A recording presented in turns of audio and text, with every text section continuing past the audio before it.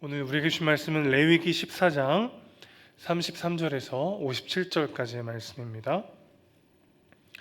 구약성경 168면 레위기 14장 33절에서 57절까지 말씀 제가 봉독하도록 하겠습니다.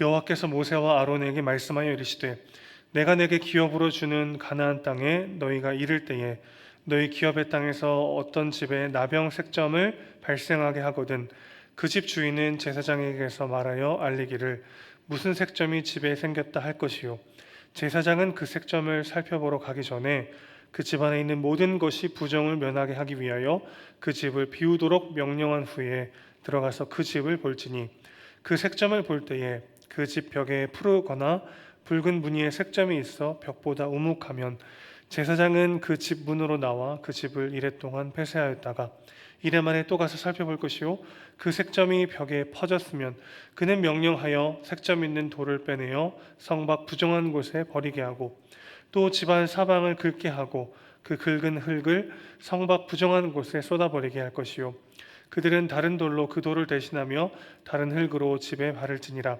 돌을 빼내며 집을 긁고 고쳐 바른 후에 색점이 집에 재발하면 제사장은 또 가서 살펴볼 것이요 그 색점이 만일 집에 퍼졌으면 악성 나병인즉 이는 부정하니 그는 그 집을 헐고 돌과 그 제목과 그 집의 모든 성을 성 밖 부정한 곳으로 내어 갈 것이며 그 집을 폐쇄한 날 동안에 들어가는 자는 저녁까지 부정할 것이요 그 집에서 자는 자는 그의 옷을 빨 것이요 그 집에서 먹는 자도 그의 옷을 빨 것이니라.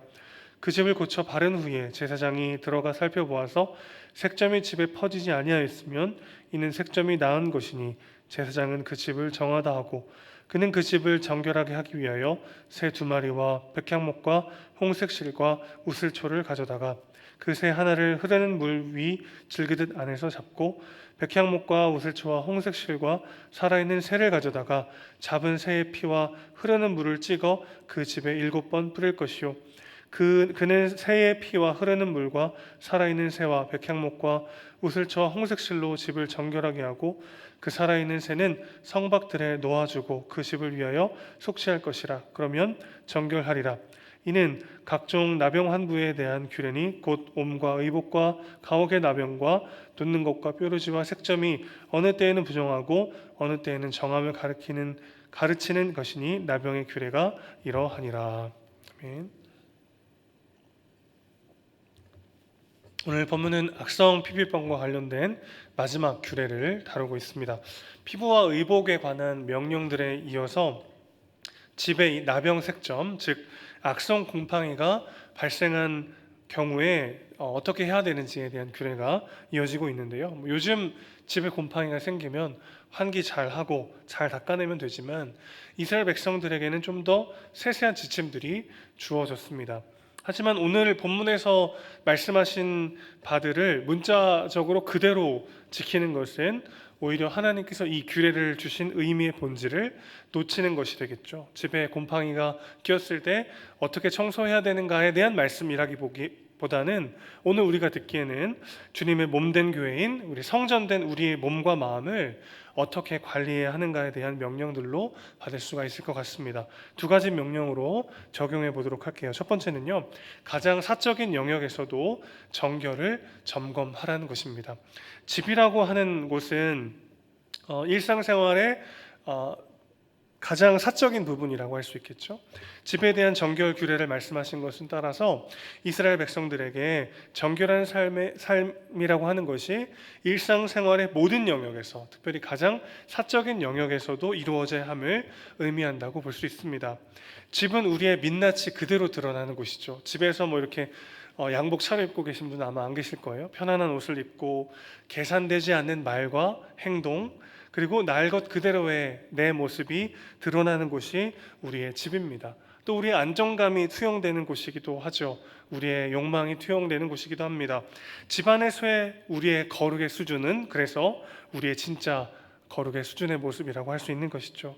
집에서 여러분은 어떤 모습이십니까? 내 방에서 나는 어떤 사람으로 살아가고 있는가 돌아보는 이 아침 되었으면 좋겠습니다. 특별히 34절 보시면 하나님은 이 집을 어떻게 표현하시냐면요, 하나님이 기업으로 주는 가나안 땅에 너희의 기업의 땅에 있는 집이다. 두 번 반복하면서 강조해서 말씀하고 계신데, 지금 이 말씀을 1차적으로 받는 이스라엘 백성들은 아직 광야 생활 중입니다.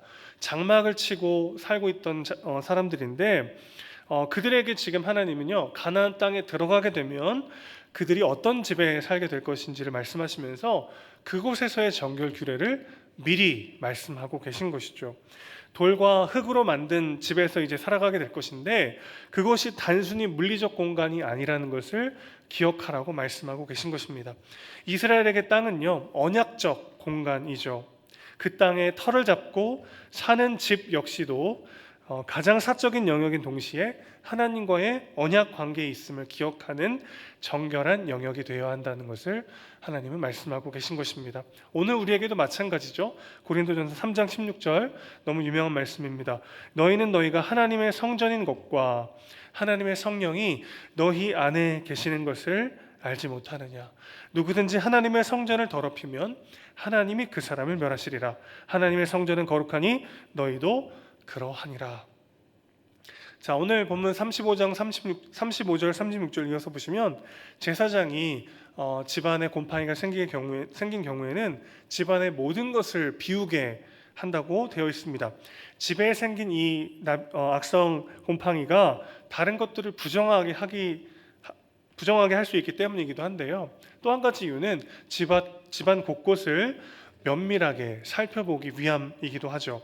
오늘도 우리는 우리 마음 구석구석을 잘 살펴보아야 합니다. 일상생활 가운데, 바쁜 삶 가운데 어떤 것들이 우리의 내면의 생각과 감정을 불러일으키고 있는지를 잘 돌아봐야 하는 것이죠. 코로나가 걸리면 가족들끼리도 다른 방을 쓰게 되잖아요. 그러나 여러분, 하나님과 격리된 방이 있으면 안 됩니다. 우리 마음속 전부에, 우리 마음에 있는 방 전부에 하나님이 계시다는 것을 기억하셔야 합니다. 내 마음속 전부를 하나님께서 다 아시죠. 남 몰래 숨겨둔 나만의 욕심, 이기심, 탐심, 원망과 분노, 미운 마음, 그 모든 마음을 하나님이 다 아십니다. 그것들 우리가 면밀히 돌아보면서 다시 한번 정결케 하는 이 아침 되길 소망합니다. 두 번째입니다. 두 번째, 오늘 본문을 통해서 우리에게 주신 명령은 부정함으로부터 완전히 멀어지라는 명령입니다. 이어지는 37절 38절 말씀 보시면, 악성 곰팡이가 의심될 때 그 집을 7일간 격리시키는 모습을 보게 됩니다. 그리고 7일의 격리 후에 곰팡이가 퍼지게 되면 해당 부분의 돌들을 빼내서 성 밖에 부정한 곳에 버리고요, 또 집안의 흙들도 다 긁어내서 성 밖에 갖다가 버리게 되죠. 그리고 다른 흙과 돌들로 해당 부분을 채우라고 말씀하십니다. 자, 이러한 조치가 있은 후에도 또 살펴봤다가 또 곰팡이가 퍼지게 되면 이번엔 어떻게 됩니까? 집을 통째로 헐어내서 성 밖 부정한 곳에 내어버리라고 말씀하십니다. 그리고 그 집에 있던 자도 부정한 자로 간주되어서 저녁까지 부정하고, 거기서 자거나 먹는 자는 옷을 빨아야만 했죠. 무슨 말입니까? 부정함이 발견되면 최대한 그것을 나에게로부터 멀리 떨어내라는 것이죠. 왜 그렇습니까? 부정함과 정함이 만나면 언제나 정함이 부정함에 오염되기 때문이죠. 여러분, 내 주변 환경이 죄로 가득한데 내가 죄로부터 나를 지켜낼 수 있다고 자신해서는 안 됩니다. 죄악된 환경으로부터 최대한 멀리 떠나는 것이 너무나도 중요하고, 내 삶 가운데 나를 유혹하고 넘어뜨릴 수 있는 죄의 문제가 가까이 하지 않도록 늘 돌아보는 것이 너무나도 중요하다는 것이죠. 언제나 정함은 부정함 가운데 오염될 수밖에 없기 때문에 그렇습니다. 선주로 생각하는 자 넘어질까 조심하라 말씀하셨죠. 우리가 아무리 지금까지 어떤 거룩한 삶을 살아왔든지와 상관없이요, 내가 지금까지 얼마나 하나님과 동행하고 하나님의 임재를 경험하면서 하나님의 뜻대로 살아왔느냐와 상관없이 오늘도 우리는 너무나도 허망하게 죄 앞에 넘어질 수밖에 없는, 그 죄에 오염될 수밖에 없는 연약한 존재라는 것을 기억해야 할 줄로 믿습니다. 자, 48절 이하에 보시면 그렇게 부정함을 완전히 제거한 다음에 정결 의식을 진행하게 되는데요.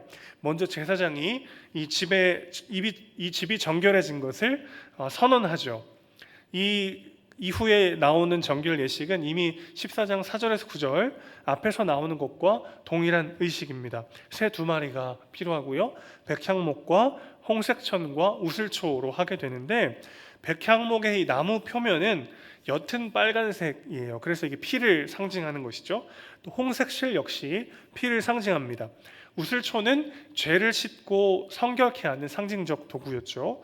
자, 새 2마리 중에 1마리를 죽여서 물에 씻습니다. 그러면 새 피가 나오는데 새 피가 그렇게 많지 않잖아요. 그래서 물에 담그면 옅은 빨간색이 될 거예요. 그런데 그 핏물에 백향목과 홍색실을 담그면 물이 진한 빨간색으로 보이게 됩니다. 그런 효과를 가져오게 되는 것이죠. 그것으로 이제 새에게 바르고 집에 바르고 새를 날려보냄으로써 이 정결 예식이 이루어지는데, 무슨 뜻이에요? 부정함으로부터 최대한 멀어지라는 뜻이죠. 그 살아있는 새를 날리면서 부정함으로부터 최대한 멀어지고 동시에 그 모든 부정을 철저하게 씻어내라는 명령이라는 것이죠. 계속해서 오늘 정결 규례를 통해서 우리는 뭘 보게 됩니까? 부정함으로부터 최대한 멀어지고 씻어내라는 반복된 말씀을 보게 되는 것이죠.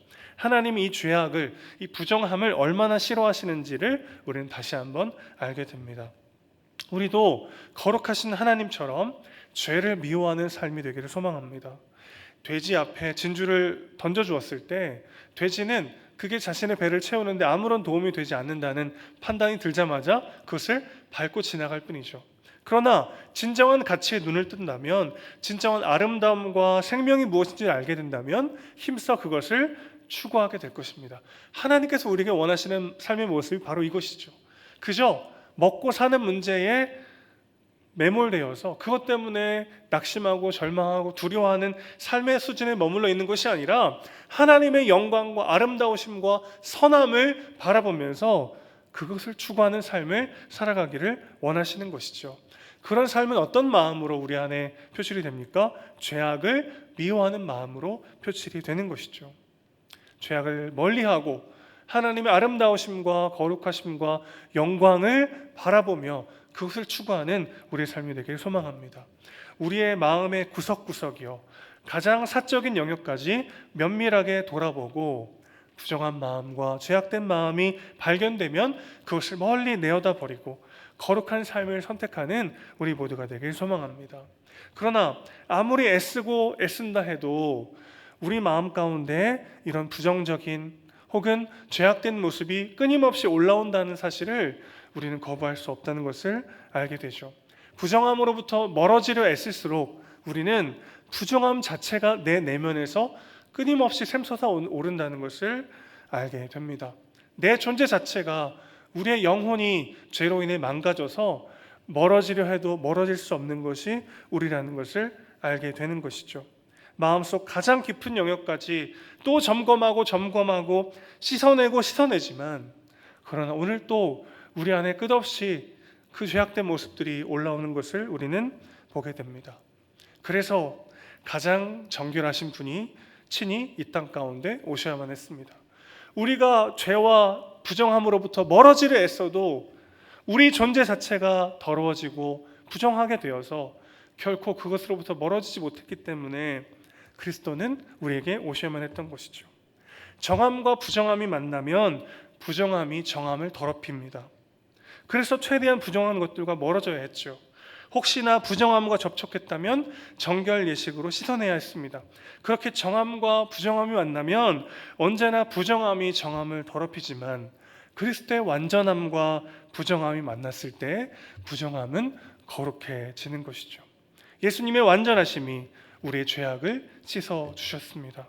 그리스도 안에서 우리는 그분의 완전하심이 우리의 부정함을 거룩하게 하는 것을 보게 되는 것이죠. 하나님의 나라가 이 더럽고 추한 우리의 심령 가운데, 우리의 마음 한가운데로 침투하는 것을 우리는 보게 되는 것입니다. 사랑하는 성도 여러분, 나 자신의 죄악된 모습, 또 똑같은 모습 때문에 넘어지고 쓰러지고 낙심하는 그 소망 없는 나 자신의 모습과 끊임없이 직면하셔야 합니다. 자꾸만 덮어두고 싶어요. 내가 아직도 이런 문제 때문에 넘어지고 죄짓는 비참한 존재란 말인가? 그런 것이 나를 너무나도 절망하게 해서 자꾸만 그것을 꺼내보기가 주저해집니다. 그러나 여러분, 오늘 이 아침 말씀 붙잡고 다시 담대히 그 방으로 들어간 우리가 되길 소망합니다. 그리고 그 방에 죄악된 나의 모습만 있는 것이 아니라 우리에게 친히 찾아오셔서 우리를 거룩해 하시는 예수 그리스도의 보혈의 피가 그 방에 묻어 있다는 것을 기억하시길 소망합니다. 그래서 다시 일어나기를 소망합니다. 나로 인하여 넘어지고 절망할 수밖에 없지만, 그러나 그런 나를 위해 내 심령 가운데 오신 예수로 인하여 나의 부정함이 그분을 더럽힌 것이 아니라 그분의 완전함이 오늘 나를 다시 한번 거룩하게 하신다는 것을 기억하면서 담대히 주 앞에 나아가는 우리 모두가 되길 소망합니다. 주님께서는 오늘도 내 안에 오셔서 우리가 하나님께 의롭고 순전한 존재로 여김받게 하십니다. 그리고 그런 존재로 기어이 완성하실 것입니다. 그 부르심에 합당한 삶을 살아내는 우리 모두가 되시기를 주님의 이름으로 축원합니다. 아멘. 기도하겠습니다. 아버지 하나님, 죄악된 모습들과 부정한 것들을 너무나도 싫어하시고 면밀히 돌아보아 그것들로부터 철저히 멀어지라고 우리에게 말씀하셨지만, 주님, 돌아보면 돌아볼수록 우리의 내면이 병들고 우리의 전인이 죄로 망가졌음을 고백할 수밖에 없습니다. 그렇게 죄로부터 멀어질 수가 없어서 주님이 직접 우리 안에 오셨습니다. 그래서 우리의 부정함이 주님을 더럽힌 것이 아니라 주님의 완전하심이 우리의 부정함을 거룩하게 하심을 믿습니다. 그 그리스도의 행하신 일을 의지함으로 다시 일어서기를 원합니다. 다시 우리의 죄악된 면면을 돌아보고 그것들을 주님 앞에 회개하며 다시 한번 주님의 뜻대로 살아가기를 다짐하며 오늘 하루를 살아낼 수 있도록 주여 붙잡아 주시옵소서. 나의 소망 없음과 현실의 어려움에 절망하지 않게 하시고 그 가운데 침투해 들어오셔서 기어이 우리를 하나님의 완전한 자녀로 완성시키시는 그리스도의 보혈의 능력을 의지하며 오늘 하루 다시 한번 일어나 주님과 동행하고 우리 삶을 살아낼 수 있도록 주여 우리의 몸과 마음을 주관하여 주시옵소서. 우리 사랑이시고 주인이신 예수님의 이름으로 기도합니다. 아멘.